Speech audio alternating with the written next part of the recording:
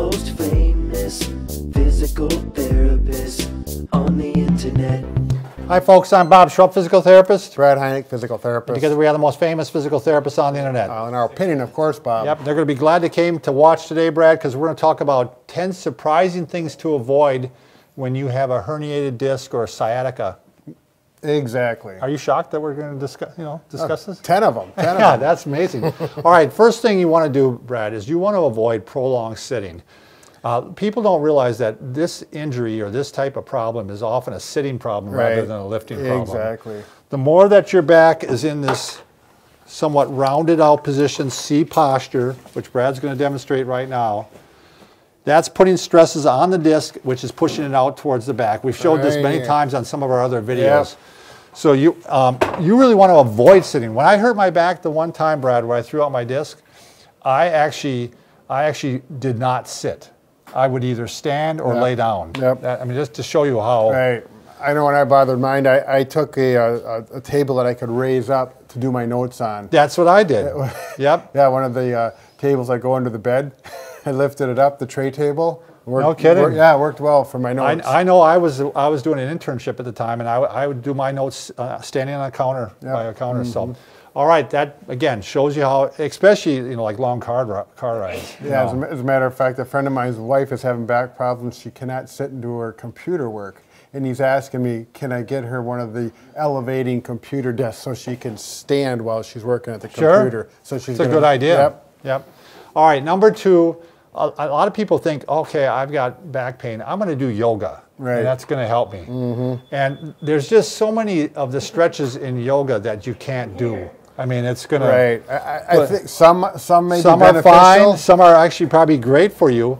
But it would take us a long time to go through which ones are bad. But obviously, any ones that you're going like this. So I see pictures of people doing yoga and they're in this position. That's probably going to make that disc herniate more. Right. Or they do this one where they're down like this. All that could be really bad for your back. So avoid yoga. Sorry, yoga people, but Yeah. Unless you're going to weed out the ones you should do and ones you shouldn't do.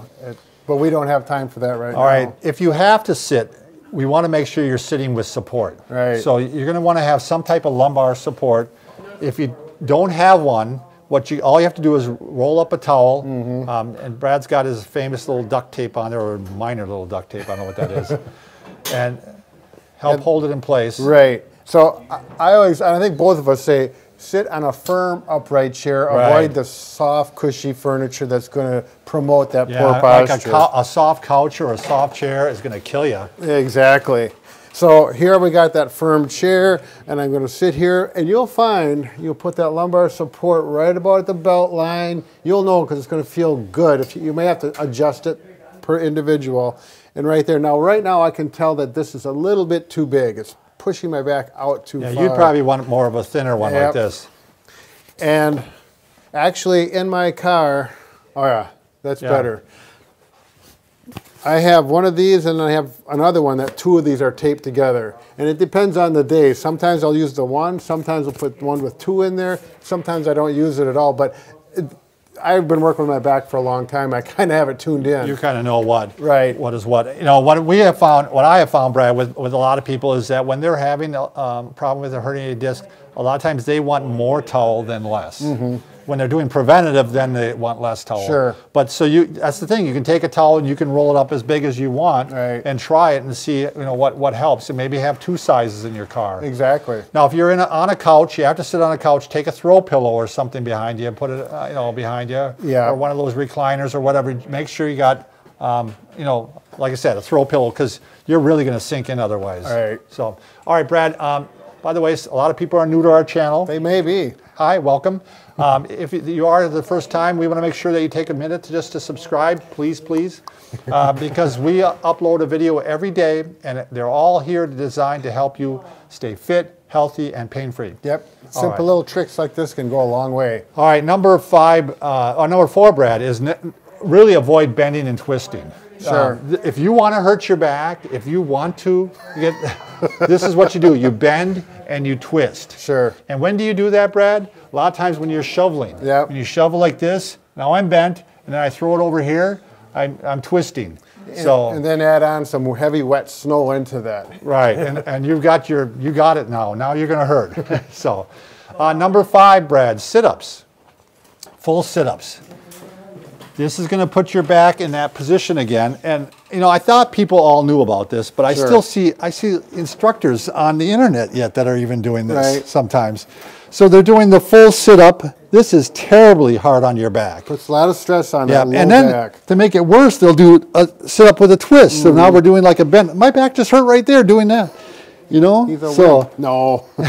No, but yeah, there's a lot of options to do sit-ups. I mean, that does work the stomach muscle. Oh, it does, believe me. But it really puts a high amount of stress on the back. Right. And so does things like this, working this way. Yep. So, matter of fact, they're going to do a video later on some of that, but we've got other ones too. okay. Go on here, Bob. Number 6, this is just kind of a obscure one, but if you are riding on a lawnmower, a lot of people are in kind of a bad posture when they're in it, and it's shock absorber. Right. And so you're putting a lot of stress on the disc while you're doing that. So I'm not a big fan of back belts, but if you're out riding lawnmower, you got a bumpy lawn, I think that would be a good idea. You bet.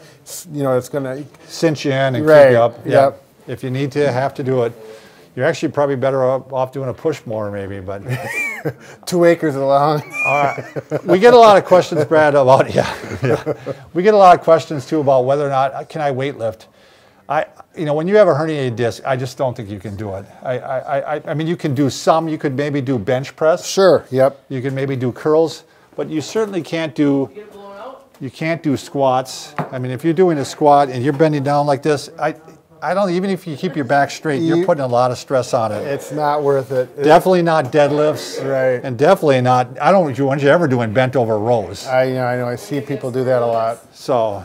The things we could talk about. The things we could discuss. Doesn't it go on and on, Brad? Okay, sleeping.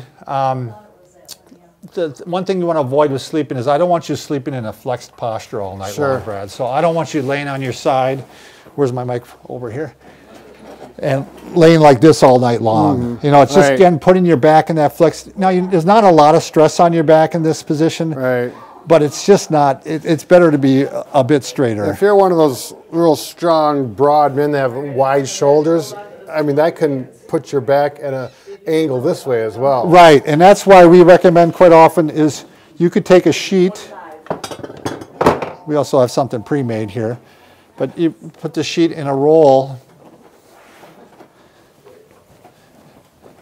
You're going to spin it around like that. This is kind of crude right now, Brad. Right. But some people actually tie a sheet around them, and then when they lay on their side, they got some support here, so they're not sagging here. And when they lay on their back, they got some support and keep the arch there. It's that hollow spot that's created by the pelvis right here. The back is going to dip in right there when you got to fill it in so that'll straighten and neutralize that spine. Good demonstration, Brad. Yeah. Now there's pre-made products too. Do you want to show that one, Brad? Yep. A McKenzie, right? Yep, this is McKenzie sleep roll, they call it. A McKenzie sleep roll. You put it around here. This would be for a smaller person than me, but you tie it here, and if I had the right size, it would come like that here, and then protect the back as well, or support the back, I should say. Let's show one little trick too, Brad, for sleeping with you. Oh, I thought you were going to do a magic trick. Oh, you're killing me, Bob. I'm going to make Brad disappear. Yeah. Okay, actually, I'm going to make you disappear. So what you're going to do is you're going to lay on your good side. Okay, so let's say my pain's going down my leg here. I'm going to lay on my good side, which is this side. I'm going to lay on my right side, and then put the two pillows. I'll help you out here, Bob. Okay, one pillow or two pillows underneath you like this, with the leg bent. And believe it or not, sometimes that helps arch the back up a little bit on this side, and it helps relieve the stress of the pain down the leg. But he would have pillows up. Yeah, I'd have pillows here too. Yeah, I actually had a patient last year that I did this to her, and she just was happy. It's like, oh, that feels so much better. A lot of people have trouble finding a correct position to sleep in at night. I know a lot of people tend to sleep in a recliner when they have back pain. I don't know why it helps. It does. I'd rather that you don't, right? Because you're sitting in that flex position right. somewhat. So. It may be someone has stenosis and they think it's a disc. You know, that may be one of those. Then it would help. Yep, exactly. Okay, avoid prolonged bending. You really don't want to be doing any task where you're like this in this position here. And actually, slight bending, like brushing your teeth, that'll set a lot of people's back pain off. So make sure you're up tall. Luckily, a lot of people know this already because they get punished when they do it. Right. But if you're, one thing, as a hint, if you have to bend over, grab something to support it because it can take the stress off your back. Sure, right. I even say, like for people who don't have back pain and are going to do some bending, just to put your elbows on your knees like this, right. and it takes some of the stress off your... Right. Obvious if you got the flexibility and you're strong enough, you know, if you can get down on your knees and maintain that.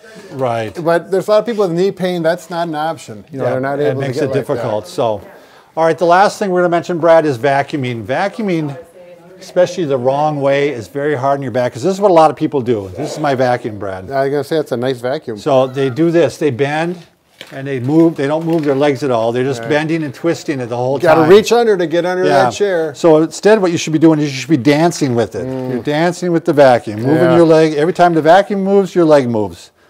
And you actually walk with it too. Don't take a there you go. Walk. There you go. You can do the waltz as you vacuum. Better yet, you you get one of those little Roombas or whatever, those little circular vacs that go up and do it like a yourself. little robot. Yeah, a little robot, yeah. They don't have to bend at all then. Right, so. All right, that's number 10. Thanks for watching. We don't have to have them suffer anymore listening to us. That's right. It's over.